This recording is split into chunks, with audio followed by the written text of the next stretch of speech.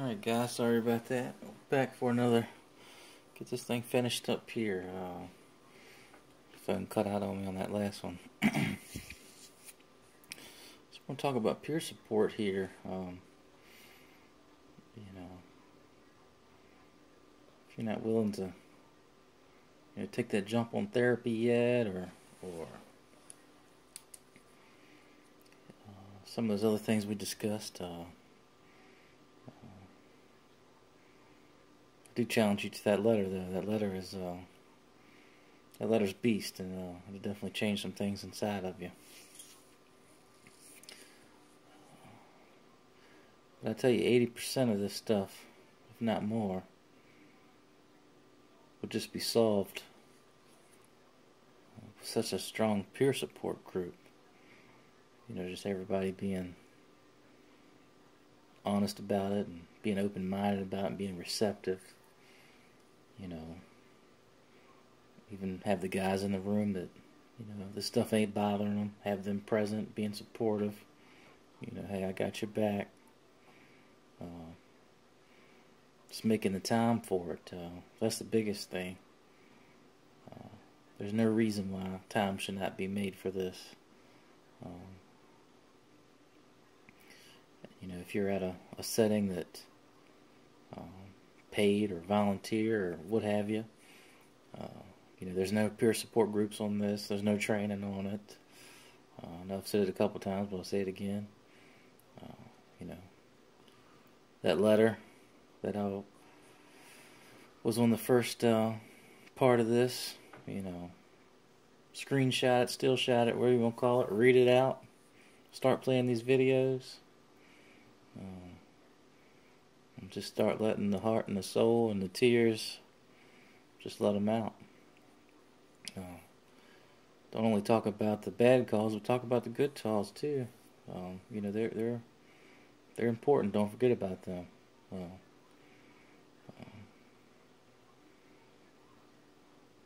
good calls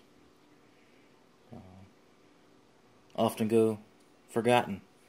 You think about the bad stuff so much you forget about the good, but reflect on those too. Don't forget to talk about life stressors. That's a big thing. You got all this stuff running around in your mind. Then you add these life stressors on it. Makes it worse. That's why it's important that we all open up and talk about it. Finances is a big thing. For myself, this stuff cost me a $70,000 job. I was a ER nurse making bank, 3 days a week making bank.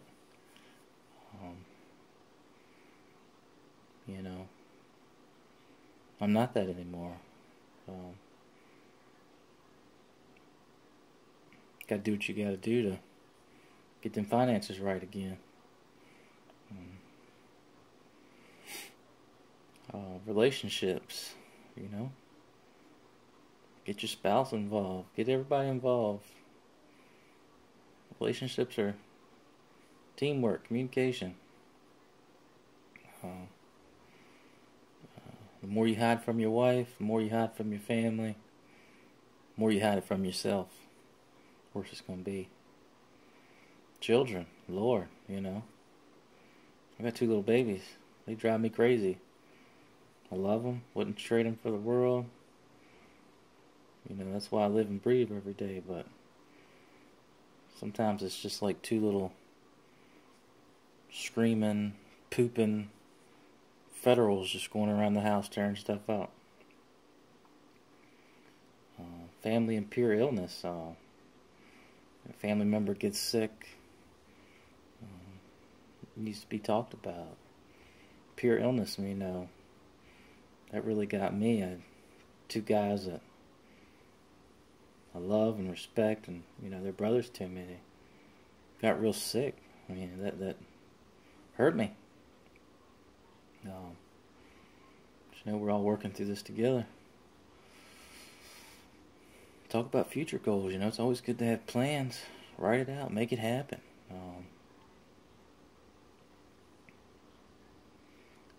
I know this might sound a little crazy, but something really laid on my heart, and I think it's good stuff here.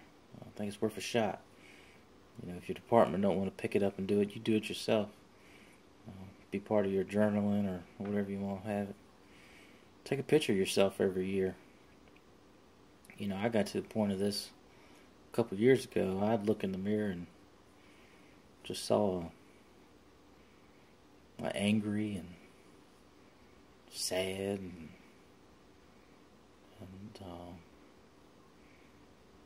just hopeless person, you know. Everything that I wasn't. If I think if I would have took a picture every year, every 6 months, I might have would have picked up on it. And on the back of that picture, write down the bad calls, the good calls. Again, the life stressors, your present mindset, future goals, areas you may see the need for help and improvement in. You know, that's back again to the honesty and being open-minded. You know, if you write on that back of that picture that you're perfect, then a lot of work to be done there. But I tell you, reflect on those pictures and all that good information there. Another good thing too is get to know your local critical incident stress management team. You know, I'm currently just diving into this myself. You know, this is kind of backwoods volunteering here. You know, so but we do have one, and I've made contact with the individual, and she's great. Planning to get to know the team a whole lot better. If God opens the door, I'm probably thinking about joining it myself.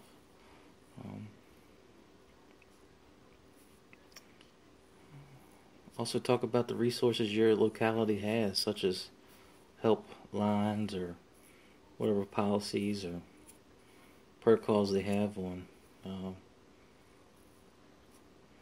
reaching out for help. Most important thing is talking about it, and don't ever be afraid to call one of your buddies and just chat it up.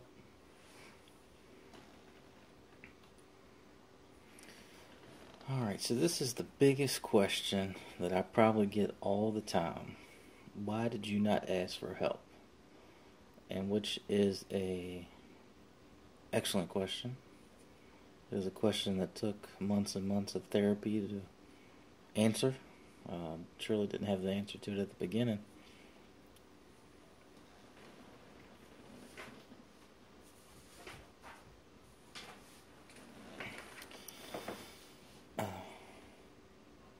Before we dive into it too much, though, I just want you to... This is nothing that I read on, found in an article. This is something that I definitely worked through in therapy. And it's just how much PTSD reminded me of the grief process. Just years being in denial about it, you know. Primary care provider told me a few years back, didn't want to hear it, didn't want to believe it. I got this. You know, I'm a big cat, it ain't got me. Then the anger, you know. Such an easygoing guy. Then start experiencing all that anger. Bargaining. Back to that, man. I tell you, I went to my therapist, saw a doc, you know, diagnosed me with bipolar, some type of bipolar disorder, diagnosed me with some type of depression order. I'll take anything. I don't care what it is besides those 4 words, or those 4 letters. PTSD. You know, I fought tooth and nail. Give me anything else but that. One day though, my therapist, you know, I don't know if it was her or the man above, or probably both, but, you know, she spoke and just spoke right to my heart, and And I couldn't bargain with it anymore. You know, she looked right at me and she just told me that I've personally witnessed more types of death than she could even begin to imagine. And that's all of us.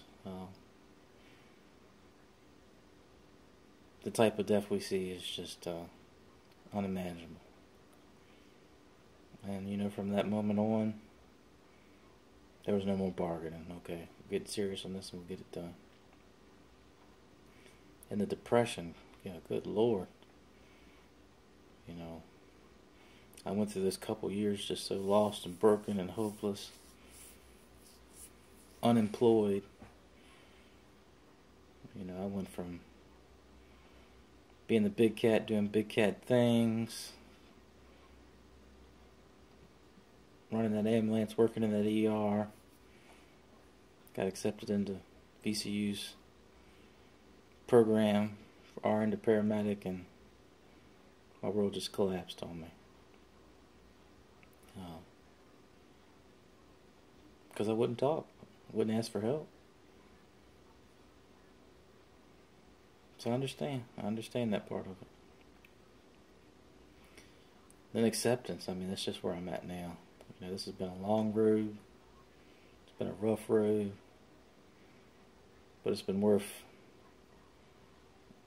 every minute of the ride, every mile of the ride. It's been worth every bump, you name it.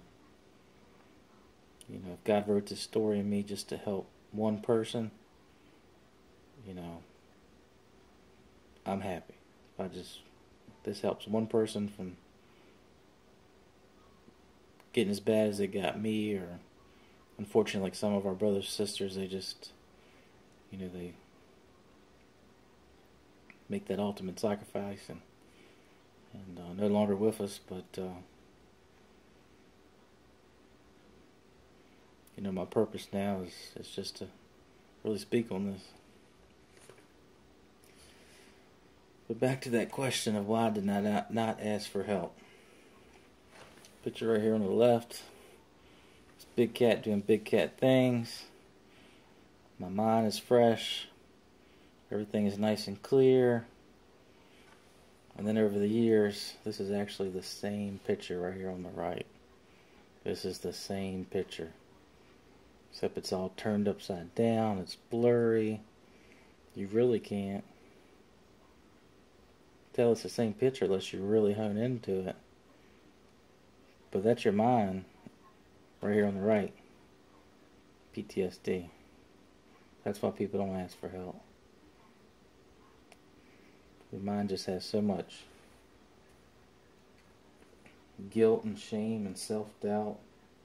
Your mind is trapped in all those calls, all those consequences of those reckless behaviors. You're feeling safe, you're feeling in danger, you're feeling permanently damaged.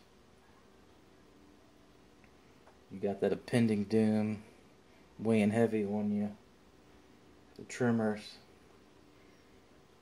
and you honestly believe there's no way out.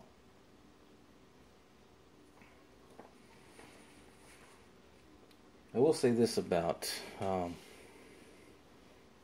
PTSD, and another reason why I believe people don't ask for help. I was at work one day, and this was at one of my little safe jobs. I went away from, of course, I told you, fire and EMS and ER nursing for a while. Found me this little safe job. I had this lady, a young woman, we'll say that. She gave me a big ration of hell one day. She told me I was such a black and white thinker. I had no gray area, had no flexibility, and I was by the book. You know, you weren't going to change my mind on it. And, you know, I really had to process that conversation in therapy. And what it boils down to is The reason people with PTSD don't think they have a problem is because that way of thinking has kept them alive and everyone else alive around them, this long. That way of thinking. You get on that fire truck and you hit that accident scene. There's no gray area thinking. It's black and white. Following that protocol book. Bam, bam, bam. You do the same thing, the same way, every time. Everybody stays alive.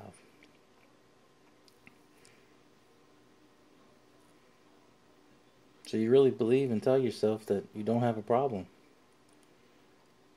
But then it gets to the point where when you realize you do have a problem, it's too late.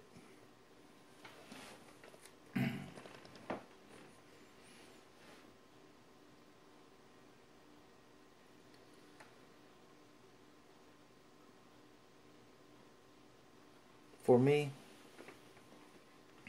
this is just me. I'd like for somebody to prove me wrong on this. Definitely a person that likes challenge. But I really only see 4 ways of surviving PTSD once it really, really flares up and gets in your mind. The first one is just living recklessly. I see it. Guys, girls, I call them brother ladies. I don't know if that's going to be a big thing, or we're so politically correct these days. But the ladies are like a brother to me, so I call them brother ladies.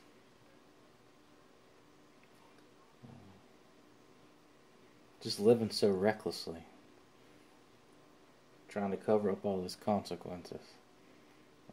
That's one way of surviving this. It's just I don't care, and I'm going to do what I want to do, when the hell I want to do it. And it is what it is, one day at a time. Second way is just that deep state of depression and avoidance and isolation. You just take yourself away from it all. That's such a miserable state. I've seen it go on just for, years and years. Of people that, looking back on things after all this therapy, that I know that's just where they're trapped at right now. It had me trapped there for 2 years, 2.5 years. Such a terrible place to be. It's just so lonely and so hopeless. Look in the mirror every morning and you don't know who you are. And unfortunately, number 3 is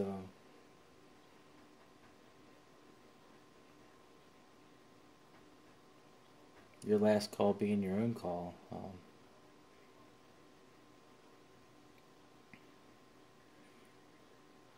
That they're rough calls to run.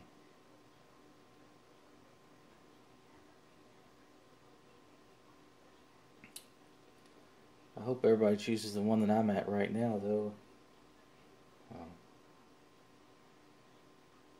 It's just a fight for your life, like you have fought to save others in their most vulnerable moments. All this is about is how helping people in their most vulnerable moments left you in your most vulnerable moment, if you have PTSD. So that same fight that you gave them, you called the cavalry in, you landed the helicopter, the ambulances was full of paramedics and flight nurses, and maybe if you got lucky, was a good old doc riding by and jumped in with you. And you got that person on that stretcher. And you're just giving it your all. Sometimes you gotta put yourself on that stretcher. Put that same fight and drive and put it towards yourself.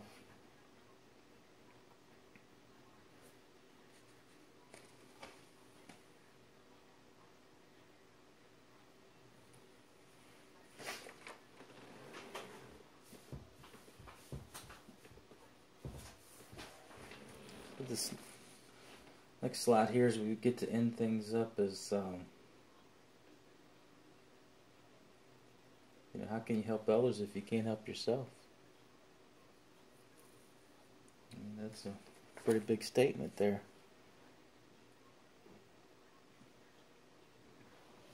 How can you help others if you can't help yourself? It's out of all those feelings we talked about, and this is one of my final ones that was a big one for me. A lot of process into this. I should have done something, and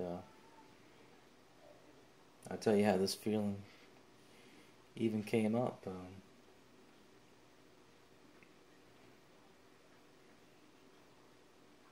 I still haven't got back on that ambulance yet.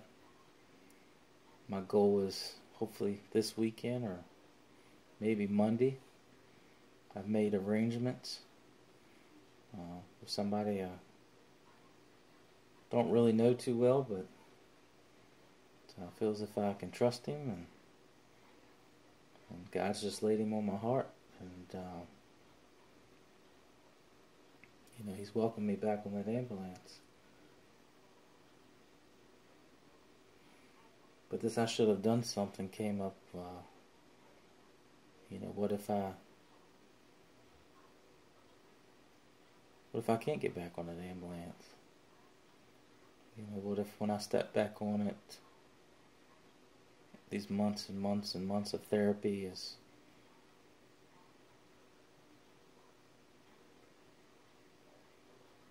just would have been for nothing? As soon as you throw that diesel fuel to that motor and turn up them sirens and lights, and what if I start seeing all those dead people again?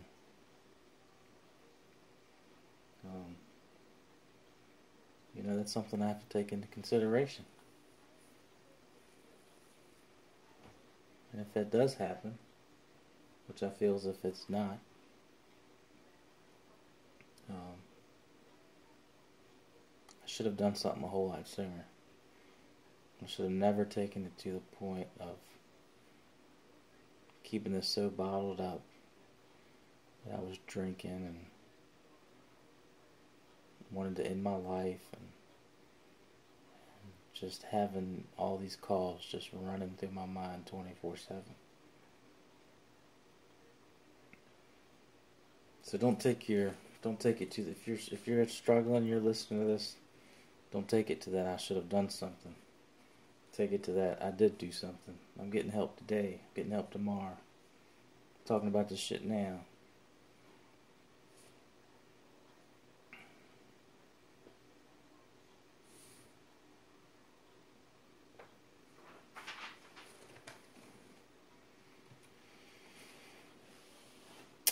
So this was actually sent to me less than a week ago. It's from a local ER. Don't know who wrote it, don't know who the author is, but I can tell you whoever did write it, that God was holding that hand and that marker, and he just stroked this out. And it's basically the whole foundation of this last hour and a half you've listened to, or whatever long. I ain't been keeping up with it. This is the only way to get the truth, is to make people comfortable enough to be honest. That is such a powerful statement. The only way to get the truth is to make people comfortable enough to be honest. And that's all that this is about. That's all that this awareness is about. It's all that these peer supports are about. It's all that the hugs and the crying and you name it is about. It's just making people comfortable enough to be honest. And we all have EMS providers and nurses, you name it. We like algorithms. The PTSD algorithm is very simple. Number 1, talk about it before it talks to you. Number 2, you are honorable. Number 3, you're not alone. It's that simple. Don't let it go to the point where it starts talking to you. Because it will. It'll put some crazy things in your mind.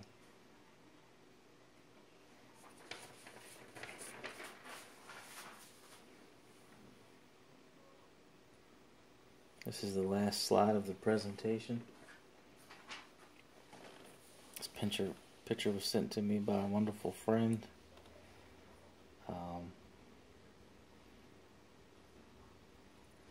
I don't know if God helped her found it or however she ran across it. But I just want you to look at that picture. And while you're looking at it, I'm going to read what the man above laid on my heart. As the darkness fades and the sunlight gleams through the mountains and valleys, the cloud of death and destruction lifts. You have parted ways with the shame and despair. The Lord shines strength, courage, and purpose back into your life to share with many. The eagles fly high, mirroring protection and healing for all He is called to protect and serve. You know, this is a calling. Do it for years as a volunteer. Don't get paid a dime. I know the good Lord above just wants to heal us, protect us. That's just really where I'm at life right now. You know, this big cloud right here is just lifted off of me. That cloud of just death and destruction. The shame and despair is just lifted off of me.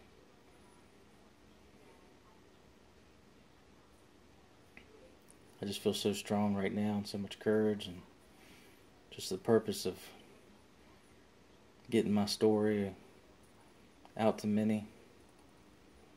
You know, I see myself chasing that glitter patch dream that I had years ago. I see myself